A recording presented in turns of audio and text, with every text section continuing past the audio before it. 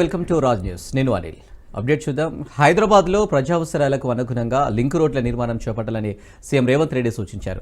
రాజధాని నగరంతో పాటు హెచ్ఎండిఏ పరిధిలో హెచ్ఆర్డీసీఎల్ ఆధ్వర్యంలో చేపడుతున్న అనుసంధాన రహదారుల నిర్మాణం విస్తరణపై ఐసీసీలో సీఎం సమీక్ష నిర్వహించారు. 49 రోడ్ల నిర్మాణం విస్తరణపై రేవంత్ రెడ్డి పలు సూచనలు చేశారు. వివిధ ప్రాంతాల మధ్య అనుసంధానత పెంచడం, ప్రజలకు అవంతరాలు లేకుండా రాకపోకలు సాగించేందుకు వీలుగా రహదారుల నిర్మాణం ఉండాలన్నారు. ఈ క్రమంలో విశాల ప్రజా ప్రయోజనాల దృష్టిలో ఉంచుకోవాలని సీఎం అన్నారు.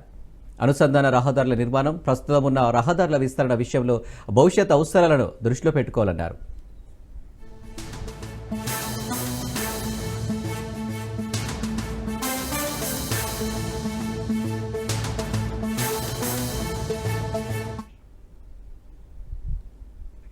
తెలంగాణ మంత్రుల్లో టెన్షన్ నెలకొంది. మంత్రివర్గ విస్తరణతో పాటు పలు శాఖల్లో మార్పులు జరిగే అవకాశం ఉంది. అయితే ఇప్పుడు ఎవరి శాఖ మారుతుందోనని గుండెల్లో గుబులు పట్టుకుంది. ప్రాధాన్యత గల శాఖలను సీనియర్ మంత్రులు ఆశిస్తున్నారు. అటు మంత్రుల పనితీరుపై ఇప్పటికే ఏఐసీసీకి రిపోర్ట్ చేరింది. దీంతో ఎవరి శాఖలు మారుతాయి, ఏ మంత్రిత్వ శాఖలో కోతలు పడతాయి అనేది ఆసక్తిగా మారింది. వచ్చే నెల ఏప్రిల్ 3వ తేదీలోపు మంత్రివర్గ విస్తరణ, శాఖల మార్పుపై క్లారిటీ వచ్చే ఛాన్స్ ఉంది.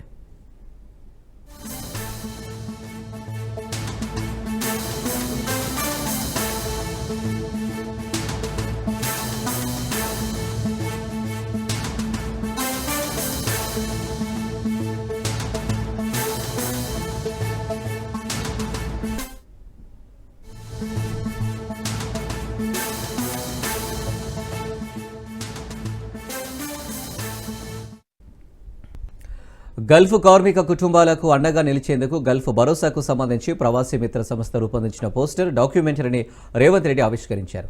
రాష్ట్ర ప్రభుత్వం అమలు చేస్తున్న ఈ పథకంతో ఎంతో మంది వారి జీవితాలను మెరుగుపరుచుకుంటారన్నారు. గల్ఫ్ కార్మికుల సామాజిక భద్రతకు రాష్ట్ర ప్రభుత్వం వివిధ సంక్షేమ కార్యక్రమాలు చేపట్టిన నేపథ్యంలో ఈ డాక్యుమెంటరీని రూపొందించారు.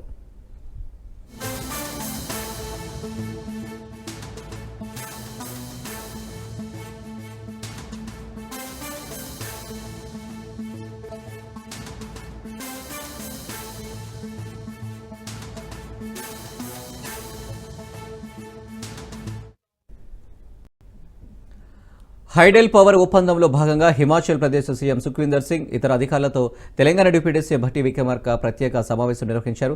సమావేశంలో ఇంధన శాఖ principal secretary Sandeep Kumar Sultania, NPDCL CMD Musharraf పాల్గొన్నారు.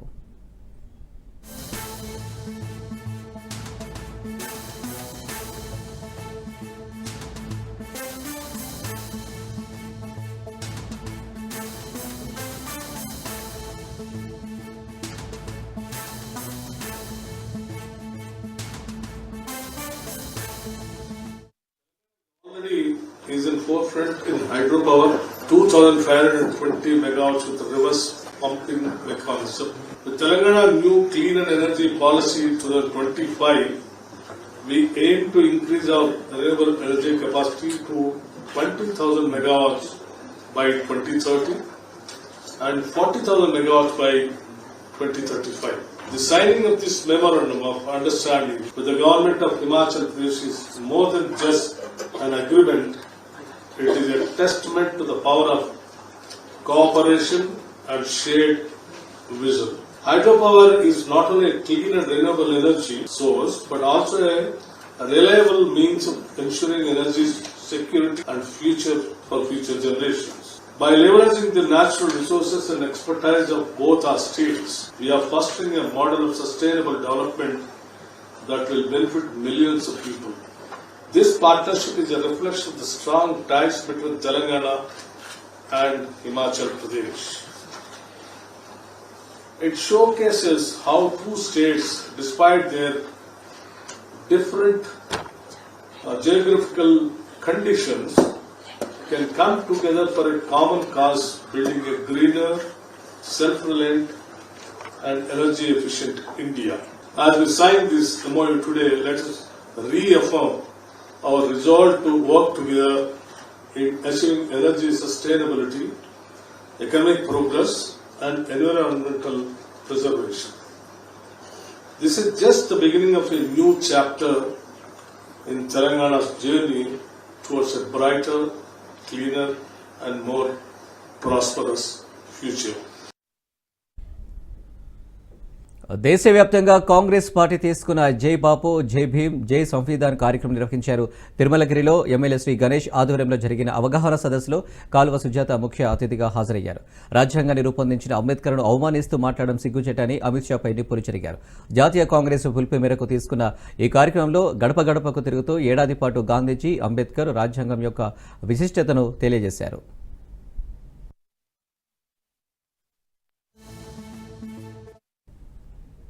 భూకంపం తాకిడికి నుండి ఎమ్మెల్యే కుటుంబం త్రుటిలో తప్పించుకుంది. ఓ శుభకార్యానికి బ్యాంకాక్ వెళ్లిన రామగుండం ఎమ్మెల్యే సతీమణి వారి కుటుంబం ప్రమాదం నుండి బయటపడింది. వెంటనే అప్రమత్తమైన వారు ఇండియాకు తిరిగి ప్రయాణమయ్యారు. ఈ సందర్భంగా శంషాబాద్ ఎయిర్పోర్టుకు చేరుకున్న వారిని ఎమ్మెల్యే మకాన్ సింగ్ రాజ్ ఠాకూర్ ఆత్మీయ ఆలింగనం చేసుకున్నారు. ఎమ్మెల్యే కుటుంబం రామగుండం రానున్నారు.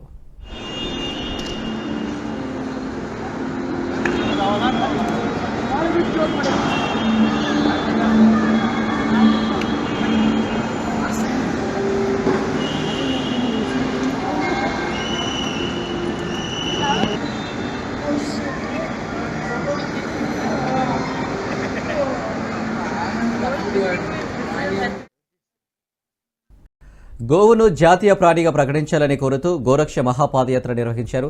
కాశ్మీర్ నుండి కన్యాకుమారి వరకు అఖిల భారత గోసేవ ఫౌండేషన్ అధ్యక్షుడు బాలకృష్ణ గురుస్వామి బృందం పాదయాత్ర చేపట్టింది. 14 రాష్ట్రాల్లో 180 రోజుల పాటు 49,000 కిలోమీటర్ల మహాపాదయాత్ర చేపట్టారు. మహాపాదయాత్ర ముగింపు సందర్భంగా సైదాబాద్లో ఘన స్వాగతం పలికారు.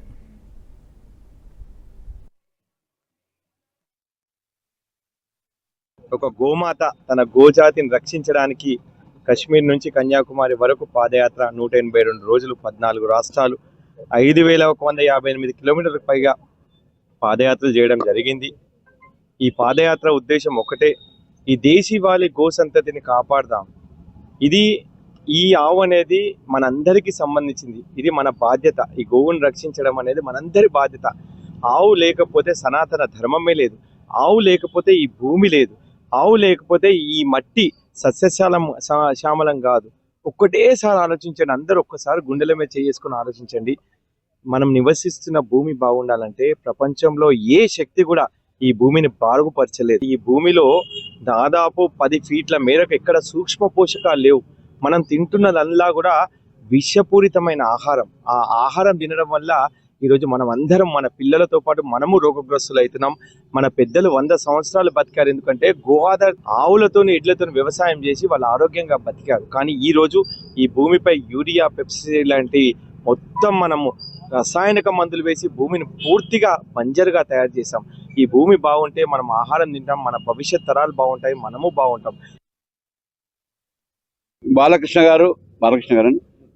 గారు ఈ గోయాత్ర కాశ్మీర్ నుండి కన్యాకుమారి వరకు సాహసమైనటువంటి యాత్ర చేశారు. వారు మన దేశ రక్షణ, మన సనాతన ధర్మ రక్షణ గురించి ఎంతో పాటుపడి గోవులను కాపాడుకునే ఉద్దేశంతో వారు మన యొక్క దేశంలో భక్తులందరూ కూడా కన్నులు తెరవాలని, ఇటువంటి సంస్కారమైన పనులు మనం ఎప్పటికి కూడా దేశ రక్షణ కొరకు మనం చెట్లను, వృక్షాలను, గోవులను రక్షించుకోవడం మన ధర్మం. కాబట్టి వారి యొక్క చేసిన సాహసానికి హిందూ ధార్మిక సంస్థలందరూ కూడా, భక్తులందరూ కూడా వారికి సహకరించి మనం కూడా ఒక ఇంటింటికి ఒక గోవు, కానీ మనం గోవును సాధలేకపోయినా ఒక గోశాలలో మనం ఏదైనా ఒక గోశాలలో ఒక్కొక్క ఇంటి నుంచి ఒక గోవును మనం దత్తత తీసుకొని దాన్ని సంరక్షించే విధానం ప్రకారంగా గోరక్షణకు పాటుపడవలసిందిగా అందరినీ కోరుతూ ఓయూ డిస్టెన్స్ ఎడ్యుకేషన్ ఆడిటోరియంలో మాంట్రైట్స్ మెమోరియల్ రీసెర్చ్ ఇన్స్టిట్యూట్ MMRI ఆధ్వర్యంలో చేంజింగ్ కలర్స్ ఆఫ్ నక్సలిజం అనే అంశంపై సెమినార్ నిర్వహించారు. ఈ కార్యక్రమంలో లోక్సత్తా జయప్రకాష్ నారాయణ ముఖ్య అతిథిగా హాజరయ్యారు. ఈ సందర్భంగా జయప్రకాష్ నారాయణ కీలక వ్యాఖ్యలు చేశారు. దేశంలో నక్సలిజాన్ని నిర్మూలిస్తామని హోంమంత్రి అమిత్ షా అన్నారు. కానీ మావోయిస్టులు మాత్రం వారి రంగు మార్చుకొని అర్బన్ నక్సలైట్లుగా తిరుగుతున్నారన్నారు. అనంతరం దేశ ఐక్యత, సమాజం కోసం ప్రాణాలు అర్పించిన ప్రజలకు, అధికారులకు శ్రద్ధాంజలి ఘటించారు. ఐక్యత, శాంతి లేకుండా స్వేచ్ఛ సాధ్యం కాదని పిలుపునిచ్చారు.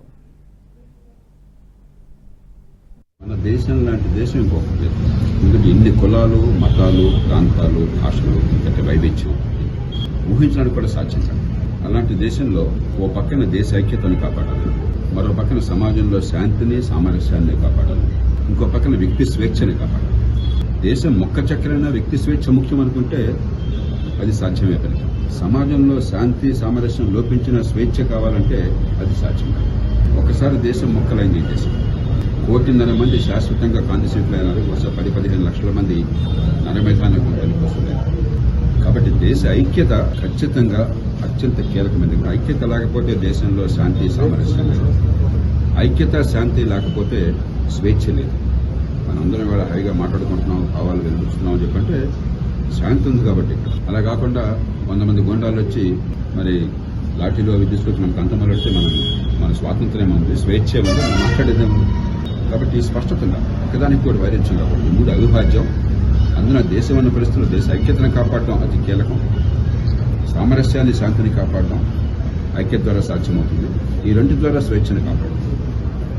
అంబేద్కర్ చాలా గొప్ప మాట చెప్పారు, విలువైన మాట. 1949 నవంబర్ 26వ తేదీ ఒకసారి రాజ్యాంగ హక్కులు మనకు వచ్చాక, స్వేచ్ఛ వచ్చాక, ఓటు హక్కు వచ్చాక, మన ప్రభుత్వాలను మనమే ఎన్నుకునే అవకాశం మనకు వచ్చాక ఇక పాతకాలపు హింసాత్మక పద్ధతులకి రాజ్యాంగబద్ధ పాలనలో అవకాశం లేదు. నిరసనని పూర్తిగా రాజ్యాంగబద్ధ పద్ధతులు తెలపాలి తప్ప నా మనసు గాయపడింది కాబట్టి నేను హింసను ఆయుధంగా వాడతాను, గొప్ప లక్ష్యాలు నా మనసులో ఉన్నాయి కాబట్టి మీరు హింసను ఒప్పుకోవాలని చెప్పనేది ఎవరో చెప్పట్లేదు. అంబేద్కర్ సుమారు 50 ఏళ్ల తర్వాత జరుగుతున్న పార్లమెంటు స్థానాల డీలిమిటేషన్ న్యాయబద్ధంగా పారదర్శకంగా నిర్వహించాలని రౌండ్ టేబుల్ సమావేశంలో వక్తలు డిమాండ్ చేశారు.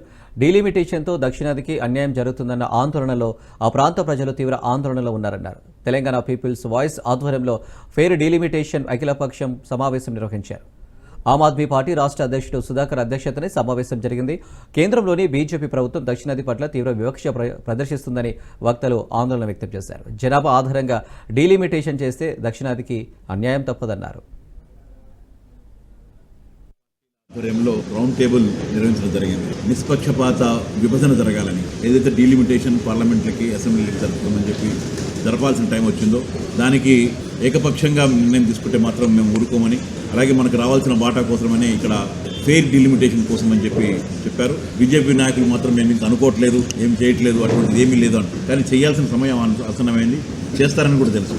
దానికోసం పార్లమెంట్లో సీట్లు కూడా పెంచున్నాయి. రేపొద్దున డీలిమిటేషన్ ఏదైతే ఉందో అది నోట్ల బందీ ఏర్పాటు చేశారో, డిమానిటేషన్ ఎలా చేశారో ఒకరోజు చెప్పా పెట్టకుండా చేసి ప్రజల మీద రుద్ది లైన్లు నిలబడి 118 మంది లైన్లోనే ఐటీఎం లైన్లు చనిపోయారు. ఇటువంటి పరిస్థితులు వాళ్ళు తీసుకొస్తారని మాకు తెలుసు. ఎందుకంటే దానికి చేతులు కాలిన తర్వాత ఆకులు పట్టుకోవడం కంటే ముందుగానే మేల్కోవాలని చెప్పి ఈరోజు తెలంగాణలో ఉన్న కొన్ని రాజకీయ పార్టీలు వేదికపై వచ్చి ప్రస్తుతం జరుగుతున్న డీలిమిటేషన్స్ పార్లమెంటరీ కాన్స్టిట్యున్సీస్ అనే అంశంపై పూర్తిగా విధికరంగా కంప్లీట్గా చర్చ జరిపారు. ఆ చర్చలో ముఖ్యమైన అంశాలు ఏమిటంటే అసలు ఈ డీలిమిటేషన్స్ కమిటీ అంటే ఏమిటి, దాని ముందర ప్రతిపాదనలు ఏమిటనేది చర్చించినప్పుడు మనము ఈ కాన్స్టిట్యూషన్ ఫ్రేమ్ చేసినప్పుడు పెద్దలందరూ కలిసి ఫ్యూచర్లో జనాభా పెరిగినప్పుడు ఇప్పుడున్న ప్రతిపాదికన ఈ పార్లమెంటు సీట్లు ఉండలేవు, చాలా పాపులేషన్ అయినప్పుడు.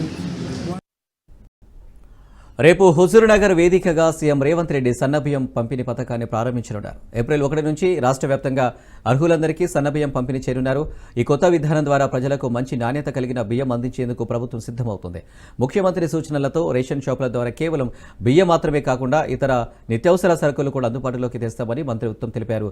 త్వరలో కందిపప్పు, ఉప్పు, ఇతర నిత్యావసర వస్తువులు కూడా రేషన్ షాపుల ద్వారా లభిస్తాయని వెల్లడించారు.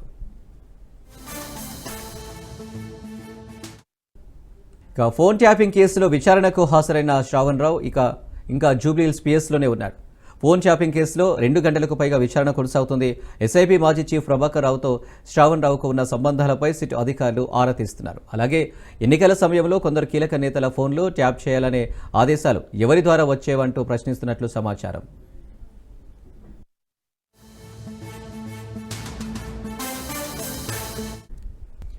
తెలుగుదేశం పార్టీ ఆవిర్భావ దినోత్సవం సందర్భంగా మేడ్చల్ పట్టణంలో టీడీపీ నాయకులు పార్టీ జెండాను ఎగురవేసి ఎన్టీఆర్ విగ్రహానికి పాలాభిషేకం చేసి పూలమాలలు వేశారు. 43 ఏళ్లుగా తెలుగు ప్రజలను తమ గుండెల్లో పెట్టుకున్న పార్టీ టీడీపీ అని కొనియాడారు. పార్టీ పెట్టిన 9 నెలల్లోనే పార్టీని అధికారంలోకి తీసుకురావడం జరిగిందన్నారు. ఆ రోజుల్లో పేద ప్రజలకు 2 రూపాయలకే కిలో నాణ్యమైన బియ్యాన్ని పంపిణీ చేసిన ఘనత ఎన్టీఆర్కే దక్కుతుందన్నారు. జై తెలుగుదేశం, జై ఎన్టీఆర్ అంటూ నినాదాలు చేశారు.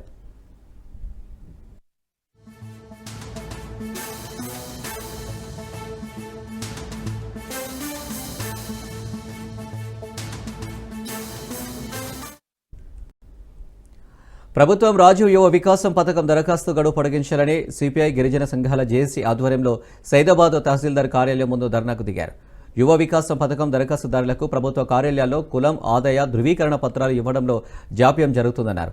సకాలంలో సర్టిఫికెట్ అందివ్వడం లేదని, అందుకు ఎలాంటి అధిక రుసుము తీసుకోకుండా అర్హులైన అభ్యర్థులందరికీ సకాలంలో ఇవ్వాలని డిమాండ్ చేశారు.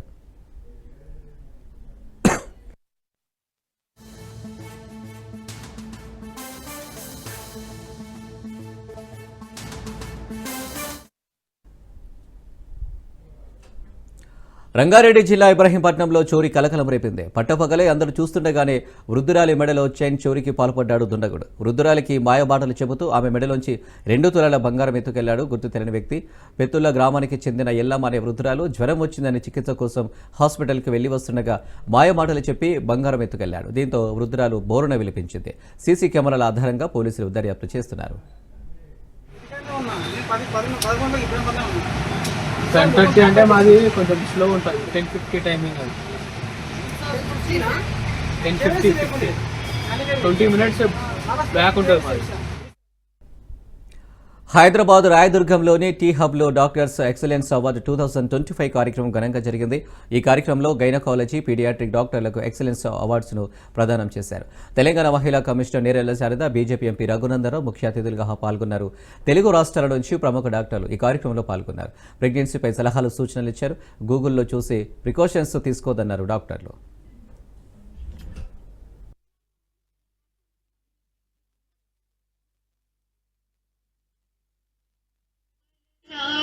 भक्षितम् उमासुतं शोक विनाशकारणं नमामि विघ्नेश्वर.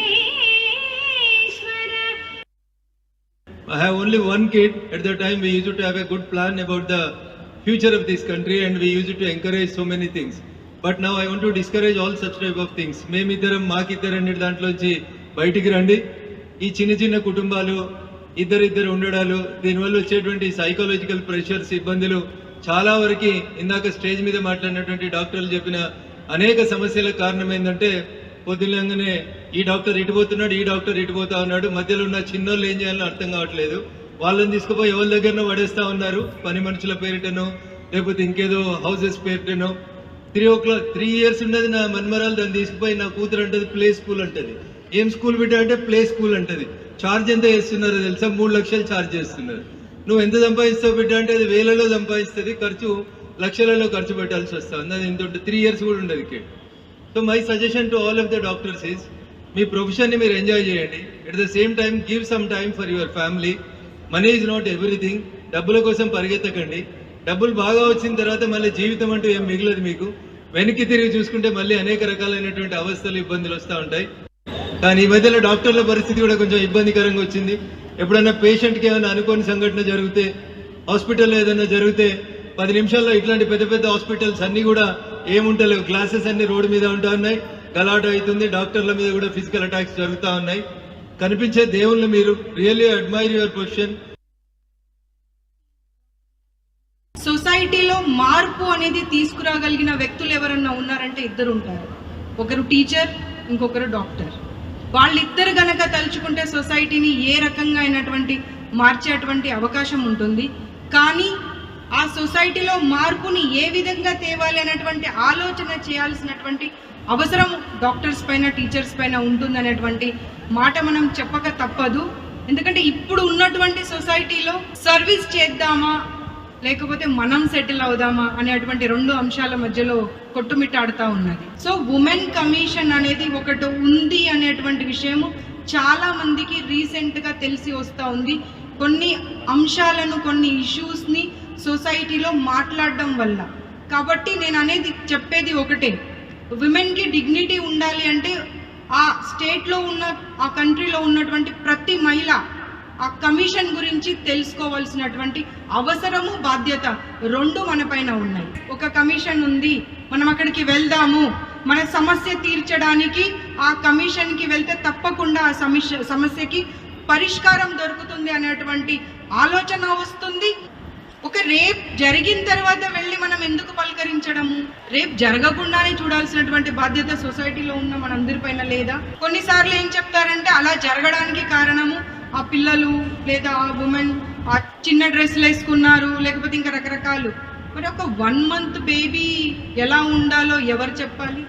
ఒక 1 month బేబీ పైన ఎందుకు రేప్ అటెంప్ట్ జరుగుతూ ఉన్నది? ఒక 6 months బేబీ పైన ఎందుకు జరుగుతూ ఉన్నది? అంటే సొసైటీలో మార్పులు అనేది ఏ రకంగా వస్తున్నాయి, దానిపైన మనం కాన్సన్ట్రేట్ చేయాల్సినటువంటి అవసరం ఉన్నది. So I, in my OPD, start telling all the mothers right from the beginning how things are going to be different and how they need to handle their emotions, and they cannot be directing their patients what to do with the baby. They have to trust their parents and they have to trust the pediatrician to do a good job. And you know, as I already said, it is not a math. So there will be variation in cultures, variation in beliefs. And every baby is different, and it's different in the morning, different in the evening. So we'll have to accept it slowly, allow it to be a smooth procedure, and things will start falling in place slowly. One has to have a lot of trust on the people who are taking care. That is the most important thing, I feel. So counseling, a lot of understanding, and giving help through dietitian and physiotherapist and lactation expert would be of great help in dealing with postnatal depression. But yes, postnatal depression has definitely increased. Indira park వద్ద Ola, Uber, Rapido సంస్థలు డ్రైవర్లు ఆందోళనకు దిగారు. శ్రమ దోపిడీ చేస్తున్నాయని నిరసన వ్యక్తం చేస్తున్నారు. తెలంగాణలో ఆర్టీఓ చట్టబద్ధంగా వ్యాపారం చేస్తున్న ఇతర రాష్ట్రాల ట్యాక్స్ ప్లేట్లు వాహనాలపై వెంటనే చర్యలు తీసుకోవాలని డిమాండ్ చేశారు. ఓలా, ఉబర్, ర్యాపిడో సంస్థలలో సెక్టార్లలో ఉన్న వాహనాలను వెంటనే రద్దు చేయాలన్నారు. చట్టవిరుద్ధంగా నడుస్తున్న బైక్ ట్యాక్సీలలో వాహనాలపై కఠిన చర్యలు తీసుకోవాలన్నారు. క్యాబ్ డ్రైవర్ వద్ద యాప్ సంస్థలు విధిస్తున్న ట్రాఫిక్ చలాన్లను తగ్గించాలన్నారు. అకారణంగా విధిస్తున్న చలాన్లను తగ్గించాలన్నారు. క్యాబ్ సర్వీస్లో ఉన్న ప్రతి డ్రైవర్కు ప్రమాద బీమా కల్పించాలని కోరారు. ఓలా, ఉబెర్ సంస్థల్లో డ్రైవర్కు ఎలాంటి సమాచారం లేకుండా, ఎంక్వైరీ లేకుండా ఐడీలను బ్లాక్ చేయడం ఆపేయాలన్నారు. రాజీవ్ గాంధీ ఇంటర్నేషనల్ ఎయిర్పోర్టు పరిస్థితి ఓలా, ఉబెర్ కంపెనీలో మాకు చెల్లించాలని డిమాండ్ చేశారు. స్థానికంగా ఉండి పనిచేస్తున్న డ్రైవర్లకు అందరికీ ఈ యొక్క అన్యాయం చేస్తుంది. అన్యాయం చేయడం వల్ల ఉపాధి కోల్పోతున్నారు. ఉపాధి కోల్పోవడం వల్ల అయితే వాళ్ళ ఆత్మహత్యలకు దారి తీస్తున్నారు. ఈఎంఐలు కట్టలేకపోతున్నారు. పిల్లల పుస్తకాలు రైళ్లు పెట్టి మరియు వాళ్ళ యొక్క క్యాబ్లు కొనుక్కొని హైదరాబాద్ వచ్చి జీవనోపాధి కొనసాగిద్దామని చెప్పేసి అనుకున్న తరుణంలో ఇక్కడ బుకింగులు లేక, వచ్చిన బుకింగ్లకు కమిషన్లు కట్టలేక, ఈఎంఐలు కట్టలేక మా బతుకులు అగమ్య గోచరంగా మారుతున్నాయి. ఈ కమిషన్లు తగ్గించాలి. ఈ రోజు